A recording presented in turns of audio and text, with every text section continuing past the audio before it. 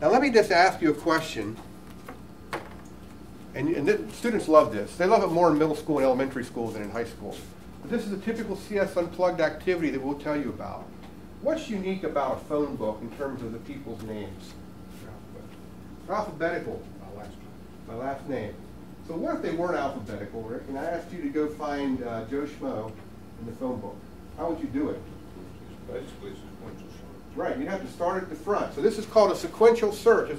So that term, sequential, he's referring to we're going one sequence at a time as we go through that list.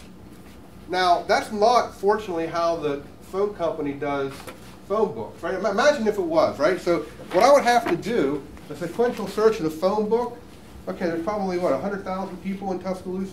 So I don't know how many families that would be or how many people have phones, but you know, imagine there's like 10,000 phones in here. I would have to start at the first page, and again, if they were unsorted, kind of like a dictionary. Imagine a dictionary where the words aren't sorted, and you have to go try to find a definition of a word. I mean, good luck, right? I mean, you're starting at the first page. It could be anywhere from the first page to the last page, and you're just wasting your time. So there's a nice insight if the things are already sorted. Look how fast I can do a search. Well, first off, if I had an unsorted phone book, how many, and let's assume that there's 10,000 names in here, how many records or how many names would I have to look at to determine that a person was not in the phone book? The worst case. 10,000, right at the end. So it would take me 10,000 comparisons, 3 weeks to find that. By then I've lost the reason why I wanted to call them anyway, right? Something that'll be very useful. That's the problem of a linear or sequential search without the elements being sorted. What's kind of smart though, if it's already sorted, let me just get rid of the, this is the companies. I'm going to show how weak I am now. So next thing, you got to make sure that your phone book is too big. I should have primed this a little bit, right? Okay. So kids love this, and like, you go into 5th grade and you do this, and it's like, oh, the whole crowd, the whole class starts, well, who I, right? So let's take your name out. Let's see if, let me see, okay, looking back at Jeff, let's see if what Bakers there are. Let's see if there's a Jeff Baker, and it's a pretty common name, right? So maybe there's a Jeff Baker that lives here in Tuscaloosa. Let me see if there is or not. Well, it lives in Tuscaloosa. Let me see. Baker, Jerry Baker, Jeffrey and Marcia Baker. So let's say I wanted to look for Jeff Baker who lives in Tuscaloosa, not in Huntsville. And now I know that it's sorted. What would be a smart thing to do? Would I start at the very first page? It'd be smart to maybe start in the middle. So I'm going to start in the middle right here. And I have, wait a second, that's kind of wrong. Because it starts off with, here's some more companies. Let me get rid of the companies. Everything is A+, AB, ATT, even towing. That's your company right here. Okay, there's companies. I'll get rid of the companies.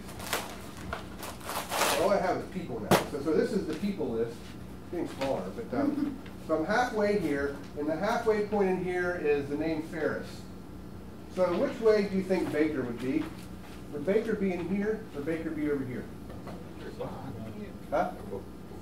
Right here, right? So what did I just do with my search space?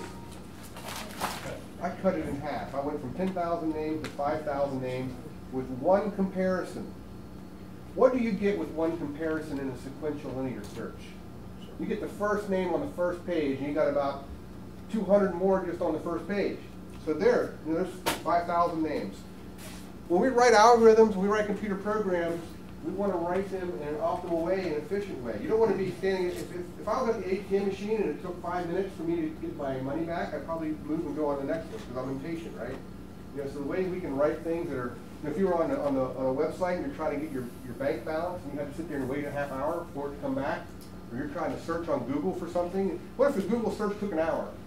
Would you go through it? Probably not, right? So I'll show you later in one of the talks, I typed in beach ball, and it returned 50,000 beach ball photos in a matter of 0.3 seconds. How does that work underneath? Those kinds of things. All right, so now that was Ferris. I just dropped it down to 5,000. So now I have the name Borland and Brady. So where would Baker be? Over here again, right?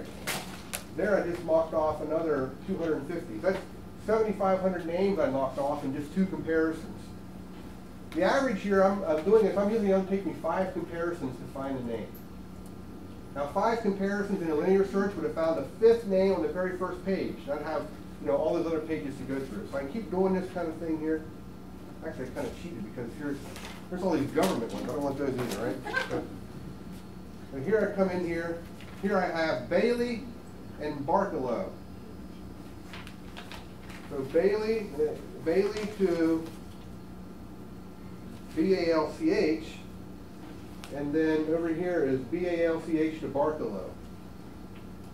Where's Baker? Left or right?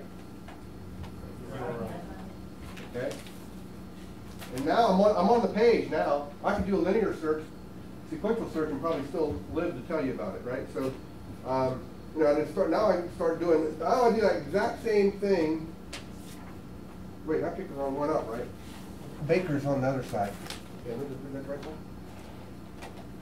Yeah, I got to learn my alphabet. Okay, so Baker was over here. Now what I do is I do this same process on this page. I pick like the middle of the page. I start zooming in eventually, and then Jeff and Marcia Baker, right down here. They live at 1541 Woodridge Place, Vestavia Hills. Yes, maybe it is Birmingham. Okay, yeah, it is. Okay. So anyway, what did that take me? Like 5 searches, and I found Jeff Baker and Vestavia Hills, not Tuscaloosa.